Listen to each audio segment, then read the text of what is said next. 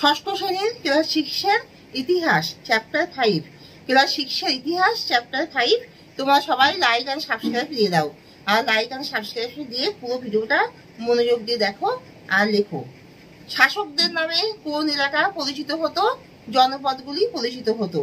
শেষ পর্যন্ত কোন মহাজনপদটি শক্তিশালী হয়ে ওঠে? মগধ মহাজনপদটি শক্তিশালী হয়ে ওঠে। মগধ মহাজনপদে কোন কোন রাজবংশ রাজত্ব করেছিল?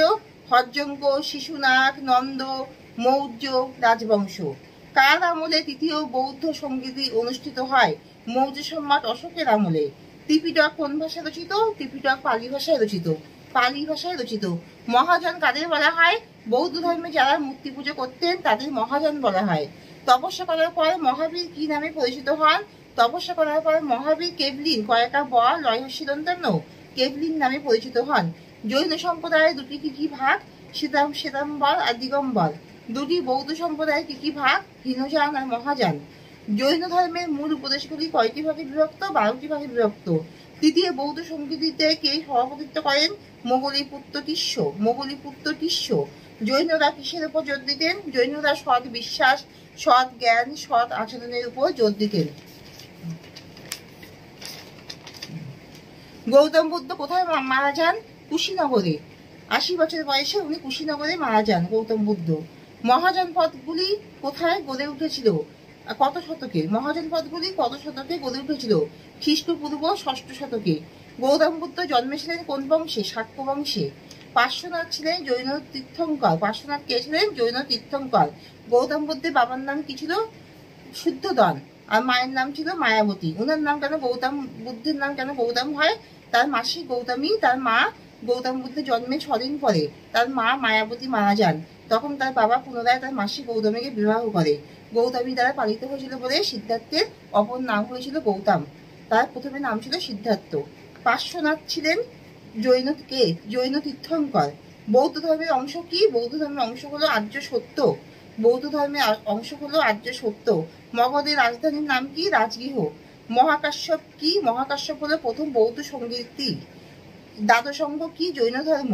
আর হীনযান মহাজন কি? বৌদ্ধ ধর্ম।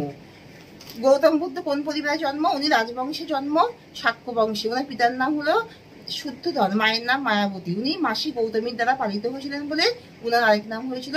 যেহেতু উনার খুব ছোটবেলা মানে ওনার জন্মের পরে উনার মা মারা যান, তাই উনি মাসি গৌতমীর দ্বারা পালিত হয়েছিলেন বলে উনার নাম রাখা হয়েছিল গৌতমীর নাম অনুসারে উনার নাম রাখা হয়েছিল গৌতম। উনার মন কিভাবে রাজবংশ থেকে উনার মন কিভাবে সাধু খাওয়ার ইচ্ছা প্রকাশ করলেন?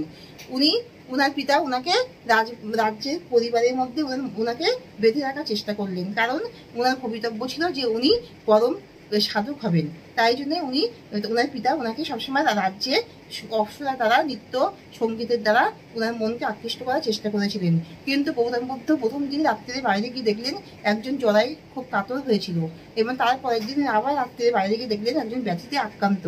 তারপরে গিয়ে দেখলেন একজন মৃত্যু শয্যায় সজ্জিত।